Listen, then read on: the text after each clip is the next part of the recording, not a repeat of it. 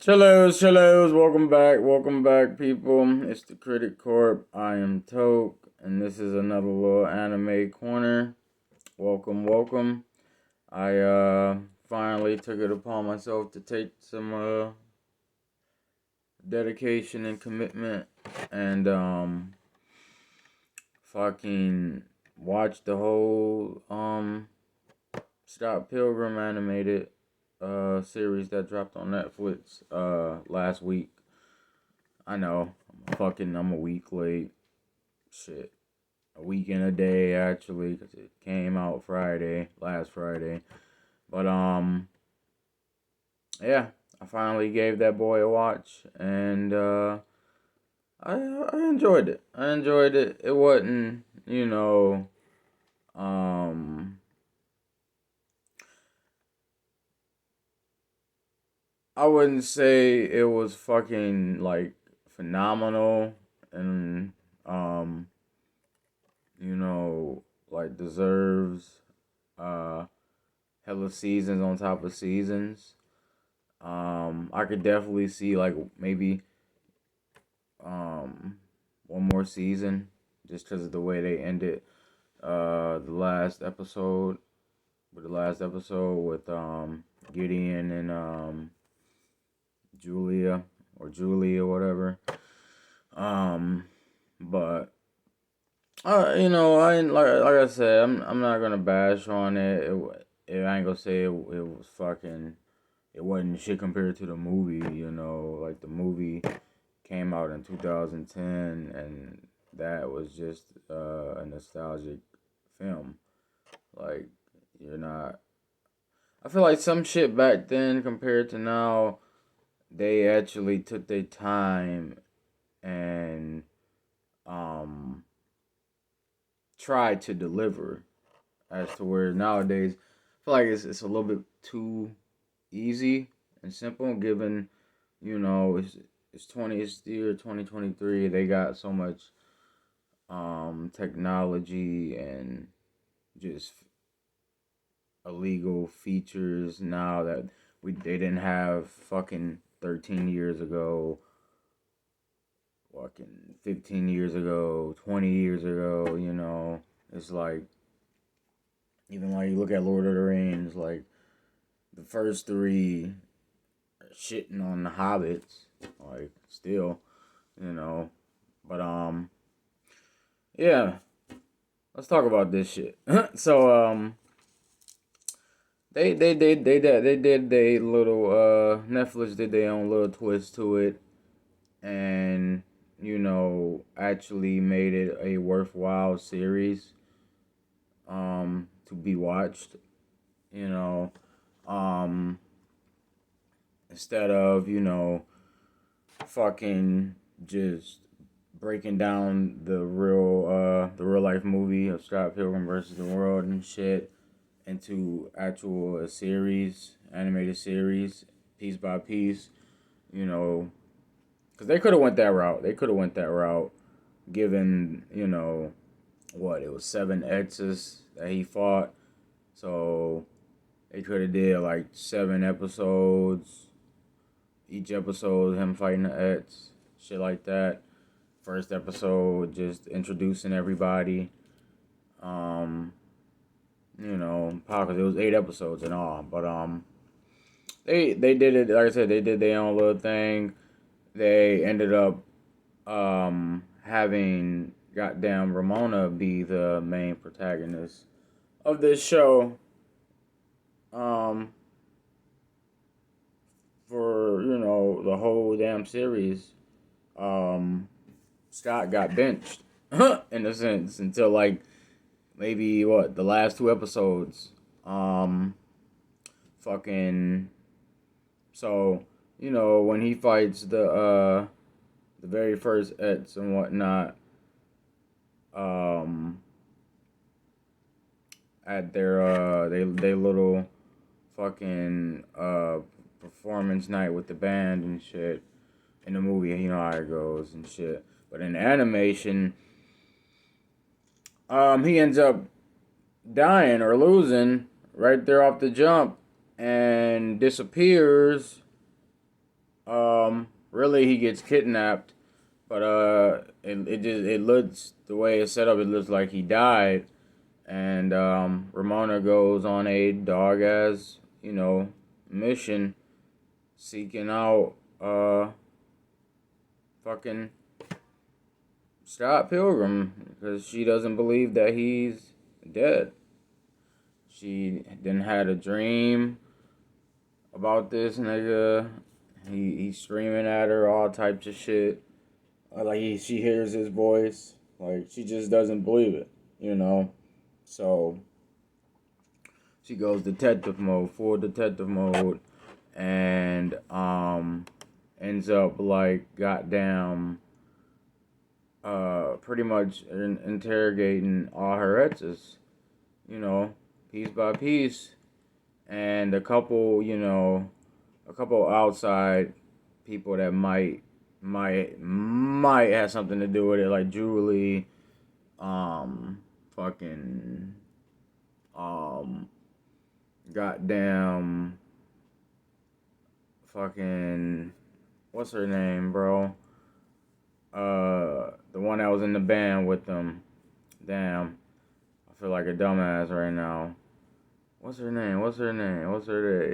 Kim. Yeah, Kim. She ends up, questioning everybody, and fucking ends up getting to the bottom of her list. The last two, which are the twins, Ken and Kyle. What is it? Kata Yanagi, my dumbass. They ended up having something to do with it, but they weren't the main masterminds of the plan. It ended up actually being fucking. This is where the twist comes in. It ends up being Scott from fucking the future. Like, what?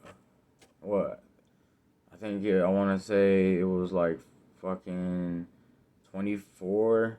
Yeah, 24 years into the future. 30 he's 37. Because, the main Scott is 23 or whatever. So, yeah, he's 37.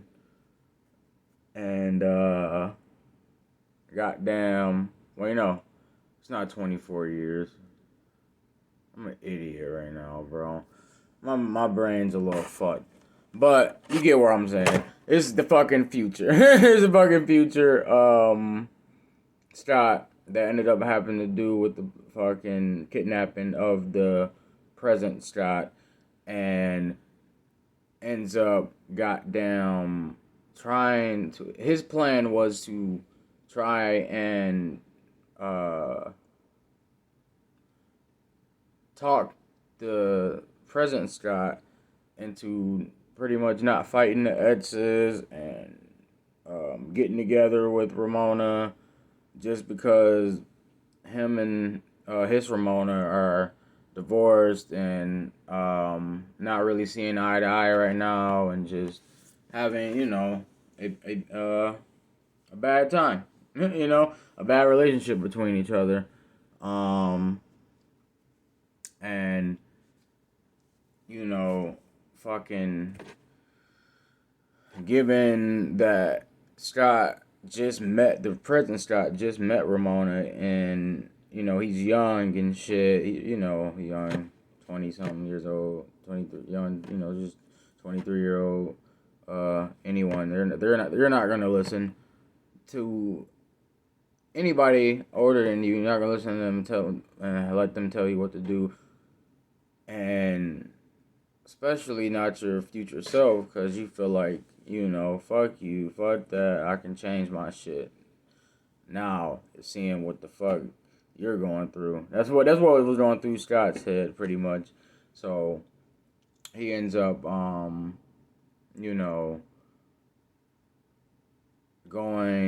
and finding the future Ramona, and she was the one, who ends up getting him back to his his present time, and fucking they end up goddamn, you know, seeing Scott arrive at her goddamn doorstep, at the present Ramona's doorstep, and just disbelief, like, what? We found you before, or you found, you know, you came to us before we can figure out the whole, the whole clue of, like, where, who, when, why, and shit like that. So after that shit, they, Ramona and fucking Scott, you know, after them being apart from each other for so long, or, for that little part of time, their love kind of progressed even more for each other, their lust for each other, and they were ready to jump right into, a relationship type of deal. And especially given the info that Scott tells all of them once he arrives, about the future, his future experience and whatnot. But they seem to not be able to kiss. Say fucking like a force field that's in between them every time they go to try and lip lock. And you know, they figure maybe they just gotta continue what was in store, which was him fighting for her love, pretty much fighting all her exes. So they try to corner the exes all in one spot and just go at them. Which they all end up at this musical about fucking Scott Pilgrim.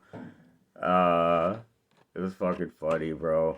The little shit, the little minor comedy shit in this shit was fucking. It was hysterical, bro. Like Wallace,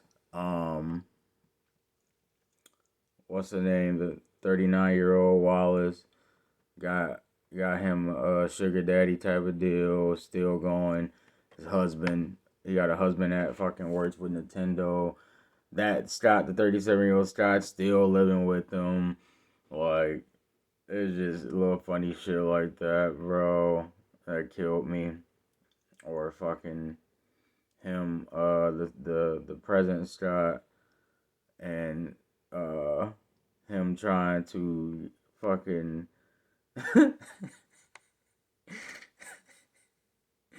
him trying to break the news to his 17-year-old girlfriend that he's not, trying to be with her no more. And he ends up just like running away when her and Ramona's in the same vicinity, or fucking at the party when Julie's just snapping on him like, no, you're not, no, fuck that. You're not talking to Ramona. He drew a picture up of her hair, talking about, this girl just drew a picture of her hair. Like, what the fuck, bro? There's little funny shit like that. It just still kills me. I love fucking Michael Cera, bro. He's a fucking character for sure. He's a fucking character still to this day. But so they end up discovering that the 37-year-old Scott fucking goddamn has something to do with the force field, because he ends up pulling up even older, 10 years later. This time he's 47, and he explains to them, because all the exes aren't interested in fighting Scott, the present Scott. you know, they didn't moved on with their lives. They're beyond that. He pretty much you can have that hoe. Pretty much is what they say. You know, you can have that. We done. We good. We ain't crying over that no more. We living our lives. But fucking, you know, like I said, they still trying to figure out why can't they kiss. So, um, like I said, 37-year-old Scott goes into like some full on training, dog ass type of monk shit, you know, just like hibernation, assassin mode, just dedicated. He gets kicked out of Wallace's crib, all types of shit. Like fucking so he's like pure just he's just filled with pure hatred towards the President Scott. And like I said, by this time now it's been 10 years, he's 47. And he pulls up with, you know, just all bullshit snapping, like got got him, he got the President Scott, Ramona, all the Edses, even fucking Julie dumbass, stuck. Or he snatched them up and pulled them into a different dimension, a different time zone, and pretty much challenged all their ass, you know, to a duel, to a face off, because he wanted all parts of Scott, and he was just so angry and had so much animosity towards him. He said, "Fuck it, you know, I'm gonna kill everything. I'm gonna wipe all this shit clean, you know, wipe my record completely clean. I'm gonna kill the Edges. I'm gonna kill like Ramona. I'm gonna kill everybody, bro. Knives, fucking the 17-year-old. Oh, I'm killing everybody. Julie, everybody getting murdered. Um, so, and he also, they figure out like I said, he's the one who has, you know, the power, or he's the one who, um, did something to cause that force field, which was put some nano machines in fucking Scott's drink when he initially pulled him through the portal, the time portal that he had the fucking twins little vegan robot make. This is fucking the vegan portal. That shit killed me too. But cause that's how he ends up disappearing through this portal that the little robot made, the vegan robot from the twins. But yeah, he ends up fucking having some shit made from the twins, these nano machines that was like coated with Ramona's DNA, and dropped it in this nigga drink. He pretty much roofied this nigga. And fucking it ends up like causing that, you know, the he called it the AK, the anti-kiss, or AKF or whatever, the anti-kisser field or whatever. um and then future Ramona ends up showing up, because he didn't gave all them the pause. He didn't gave all the Edses, Scott, Ramona, all them the pause. They all tried their best, but he gave them all the pause. This man been training for 10 years. It's over. You know, he ahead of the game. He already beat them once. So, you know, what could they really do? But fucking future Ramona ends up pulling up. Long story short, she tries to talk some. She does. She taught some sense into the future Scott. Ends up combining with the present Ramona after she then came to the realization that, you know, it's her that's really the problem. She's been fucking. She tends to run from shit that she loves. You know, the things that she loves. And, you know, that's a problem that needs to be put to a stop. So she said, I'm done with that shit. Um, and becomes one with the older Ramona, or with the fucking, yeah, the young Ramona becomes one with the older Ramona, future Ramona. Saying like, I choose you. You know, out of everybody and everything, I choose you. I choose myself. And they end up making this fucking super Ramona type of deal.